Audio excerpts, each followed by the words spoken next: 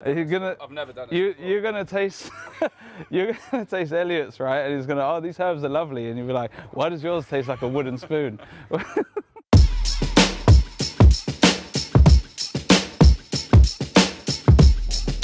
Welcome to Barbecue Better with Beef.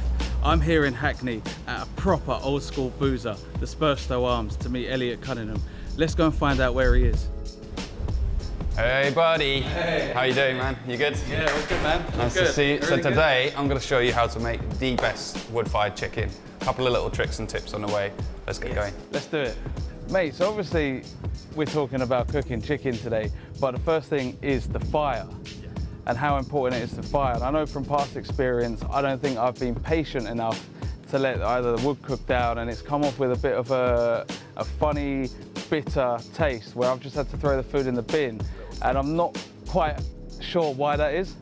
I think a big part of it for me, whenever we're cooking anything that's like this far away from the actual heat source itself, is getting heat into the frame, into your barbecue first. Like there's a rule of thermodynamics, is it's the heat transfer. You know, you're gonna lose a lot of this initial heat by it sort of absorbing into this material here, and that's a good thing because it means we're not going to keep burning and burning fuel. Otherwise, you know, if that heat was just dissipating into the air, we're just going to constantly be burning wood and charcoal. So while it looks like quite a primitive sort of setup, but there's little things in it, like the little baffle around the side, the fire bricks, all of those little things. Like the devil's kind of in the detail with this sort of stuff. Like those little things just add that little extra heat maintenance and retainance, I guess, to be able to allow you to cook something really slow but have full control of it without just chucking fuel in to like heat something up quickly, you know? Can you see the difference now in the logs at the bottom, how they've kind of got that like white heat to them now? Yeah. And they've really taken. Yeah. So the combustion's like fully underway. So we're not getting all of this really black sooty stuff on these lower logs. It's all starting to burn out. And it means we could start to think about potentially moving the fire according to a couple of things. One, what we're going to be cooking, which today is going to be chicken. So we're going to cut a chicken in half, which has been brined. Straight down the middle, I'm going to leave the bone in, the spine bone in, and then we'll just get it up on the top. But another thing we want to kind of feel out as well is the wind. So I can see, and you can probably see, that the fire is kind of pulling like that. Yeah. So realistically, I'm going to probably have my fire pocket here. Yep. So I'll start bringing that main lump of the charcoal back down there in a couple of minutes. That will be our main source of heat. And then these logs that are going to be sort of embering and smoking, as you can see, yep. We can strategically sort of place around. And it's going to be, as I said, a bit of a ballet. Like we're going to be moving things around as it's cooking. Yeah, but we're not going to be moving this. We're not going to be moving the chicken. We're just going to be focusing on the fire. You can relate it to golf. Play with the wind, man. Yeah, exactly. You know where the wind's coming from. If it's coming off the left, you've got to hit the ball, start it further left. So this is just a couple of blocks of butter and some garlic that I've crushed down. We're going to make a little sort of herby mop. Yeah, nice. So what we'll do is we'll let this melt down and just keep it on the side. We don't want it to sort of bubble away or caramelise too much. And then we'll add some of these herbs. I've got rosemary, a bit of sage and some thyme. Not only in here, but we'll make up a little herb brush to kind of like baste it with as it's cooking. So you want to give us a hand with one of those. The way I tend to do it is it's almost like building up a little layer underneath, like this. So some of the sort of more delicate herbs in the middle perhaps. But you see how I'm like making like a flat level like that? All right, yeah. And what I'll do is put that one on top and do more or less the same. I'm kind of encasing that little bit of the spoon handle. Like this, you need to get that in there. All right. Like this. You see, we've kind of made a nice little paintbrush.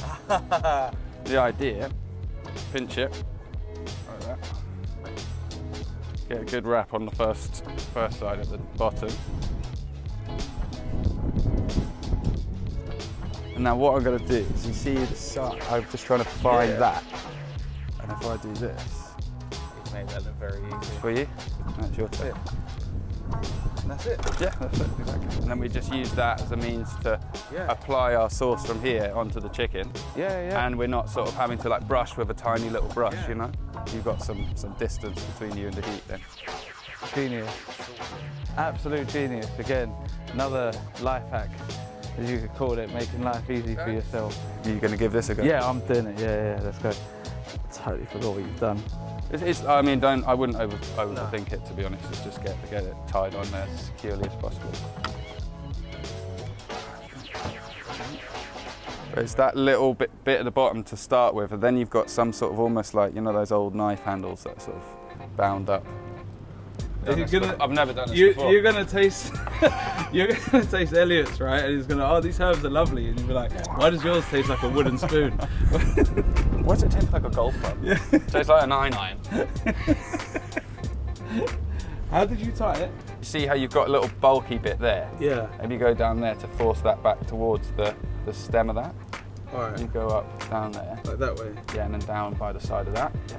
And then, yeah, that's it. That looks like when my hair grows. Yeah, like mine. Yeah, it comes out the side. The guy from Tekken. Yeah. Oh no. Looks like that guy from the Muppets. What's it, Mr. Beaker?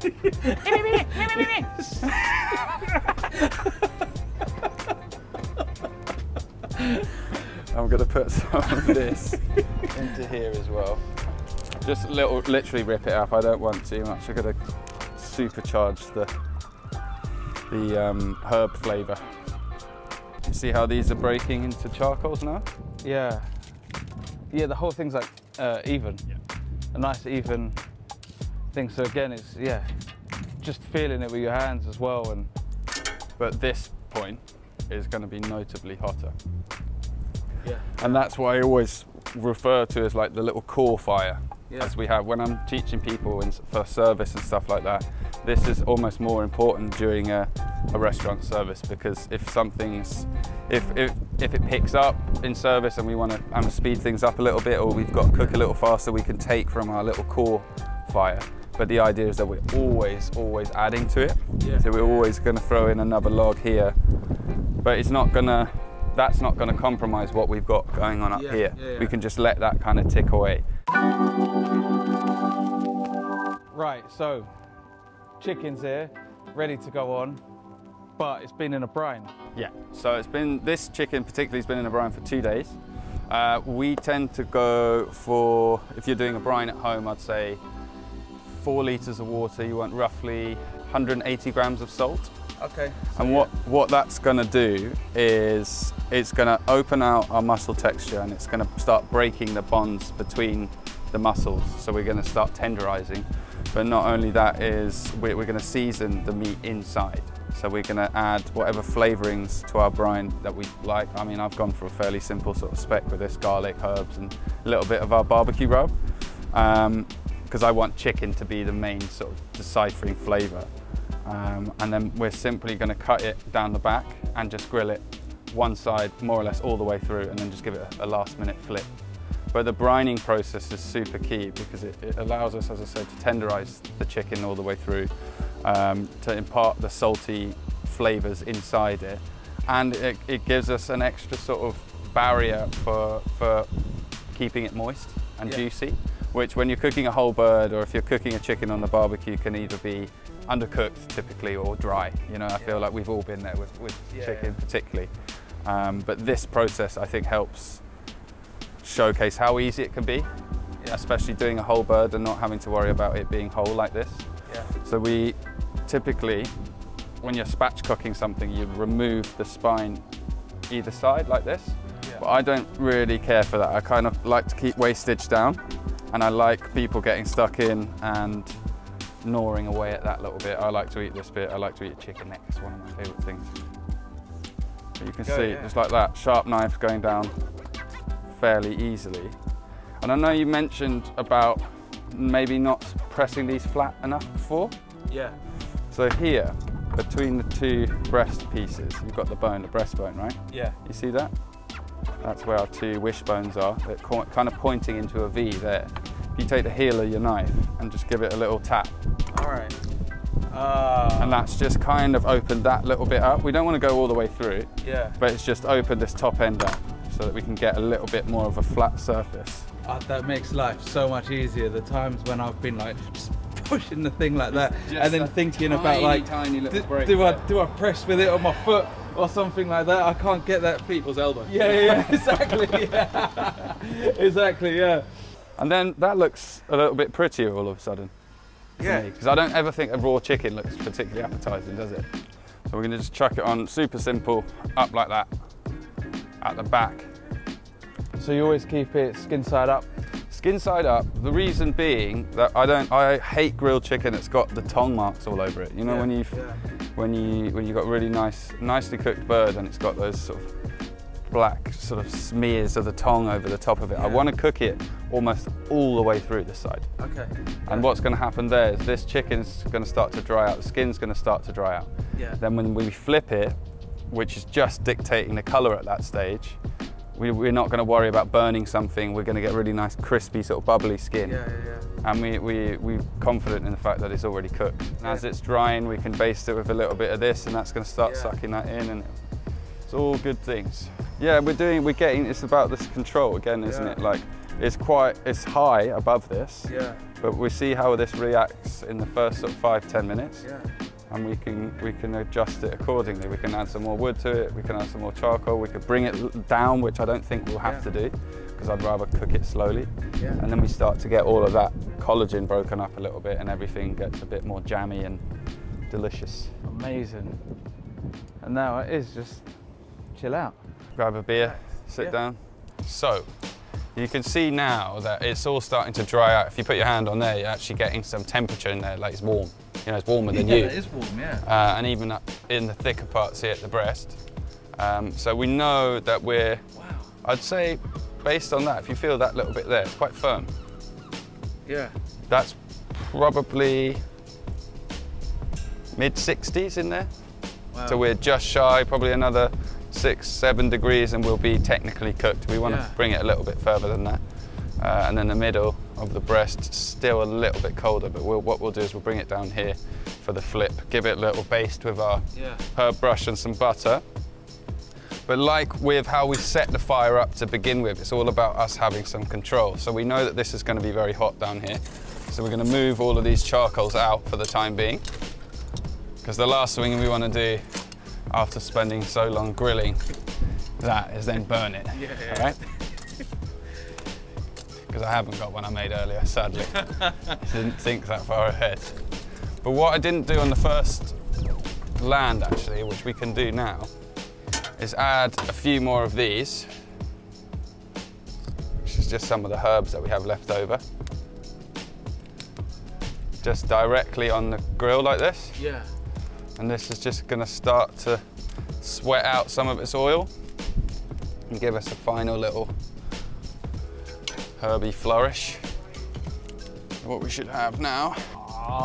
See, it's like dry. It's like, it's great colour on there.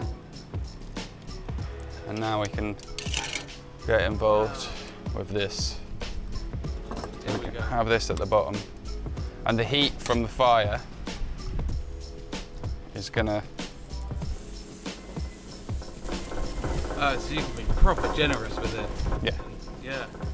And because we haven't broken that skin, all that butter's gonna kind of sit and fry out in that skin. Yeah. Look at that. Oh. And there's not a huge amount of sizzling going on, so I can bring out a couple of these.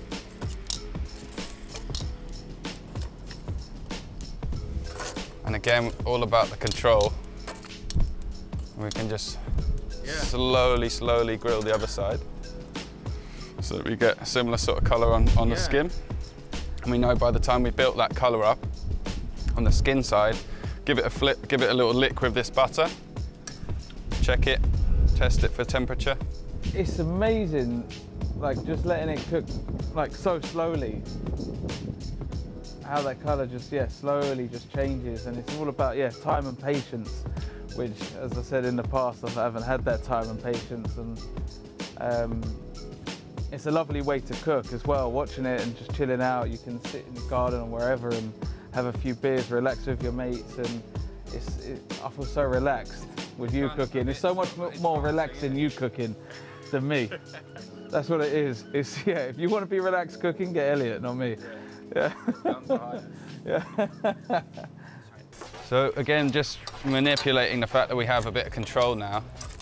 So we just have to keep an eye on the colour underneath. Similar process to before, we don't want to be turning all the time. You know, we want to just be letting it do its thing slowly. So in terms of the herbs underneath, is that just adding flavour, or is there any there for another reason? They'll add, so what they'll do is they'll protect the chicken slightly. Yeah. So you're not just going to be getting, we're kind of evening that heat surface out, but they're going to fry out a little bit with any of this butter that's kind of dropping off the side. But you notice up there, that little pocket of butter in the top, that's just sitting. And any time it's looking a little dry, we just give it another wash like that. And we don't want to like drown it to the point that all the butter's dripping off. Yeah. But those herbs and that oil are going to start to fry on the skin. Yeah. And you'll just get these little pockets of like thyme or rosemary or... I just say it's such a great way to cook some chicken or anything like this. It's a bit of a spectacle, do you know what I mean? And I feel like it's nice to treat it like not just a chicken, you know what I mean? Like, I'm going to give it a little flip so we can see where we're at. But you see, because of this butter, it's going to flare a little bit. So I'm going to move any of these big boys out of the way. It's just management, again, knowing that it's going to flare once it comes off, moving it. See that? Wow.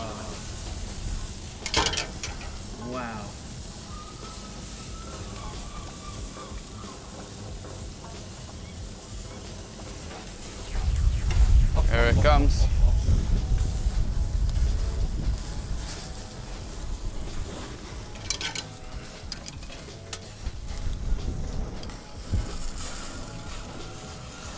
And you see I'm being quite delicate with where I'm picking it up. Yeah. Because I don't want to break the skin. Yeah. I want to keep that skin intact. Yeah. So that we can keep all of those juices in. But feel that skin there. Just a little bit. You can feel it's getting crisp. Yeah. That wing's getting crispy. That could do with another little flash. So that's, again, that's an important key. It's not to try and break the skin. Because all them juices just hold. Yeah. Juices will hold. It looks so much nicer. Got some flatbreads, which I'm going to grill like this. That's top side down.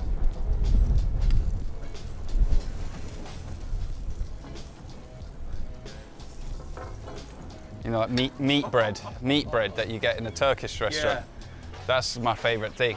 Yeah. At the end, it's just like mopping everything up with that. It's like, yeah, I could eat that. It's not even got any meat in it at that point. It's just the juice. It's so good. Look at that, man. And as you said, yeah, you could basically, you've got your butter there just to baste it a bit, and you can see it just dripping down.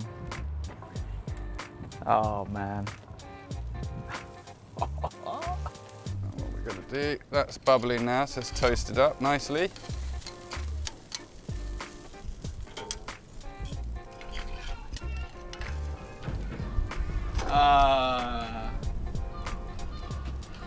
That's the one. Oh, mate. We can give it a final little one of these. That is, I don't have to say much. Just looking at it. Hopefully it'll taste good. So that's resting. We can pull this off. We can, you know, if we've got people coming to a barbecue, we can let it sit there for a bit. It's going to stay warm. Yeah. Should we grab a board and chop it up and taste it? Yeah, 100%, man. Let's do it. Right. This is the finished product. Yes, it's grilled chicken. One, it looks amazing, but two, it smells even better. So let's tuck in, man. Yeah, I think it's time to show you how I would kind of cut it up from here. So I've let it rest on this bread, which gives you this lovely sort of delicious meat bread. But you can kind of almost see where you want to go, right? There's that little point here where I'm just going to clang that off. Yeah. And then this bit, you see that little hinge. Just go straight through the middle. Wicked, yeah. Nice and juicy. Oh. Like that. And again, from a plating point of view, it's nice to have it all kind of set up so that guests or whomever's eating gets to pick at things easily. And then here, because we've cut through that little bit when we spatchcocked it. It's that easy. On the joint, On the wing, same again. So I like to put all the bone pieces at one end, like that. And then we can even go straight through that. Oh, boy. Oh. Look at that. And the text, you see how the texture of the muscles actually open. Yeah, yeah. So if we slice that, just as it is. Oh my God. And it's salty, you know? It's like, it just tastes like good roast chicken. Not just good roast chicken. No, you said like the best roast chicken ever. Wow. Yeah, texture's like completely different. I think it's only fair that we do a final little mop like this. No one ever says a bit more butter was a bad thing, right? So I'm just literally gonna add a little squeeze of this grilled lime. And I always finish whatever I've cooked on the barbecue with Maldon. Nice little finishing salt and just add some good texture to it as well. But that's it. Perfect grilled chicken. We're ready to go. Let's do it. I think let's chuck some of these up on the board.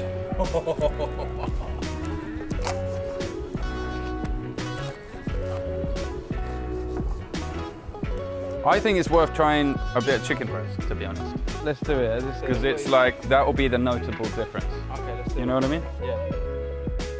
You can just feel like the texture of it already. Yeah, even the way it pulls away. Yeah, it's so juicy, man.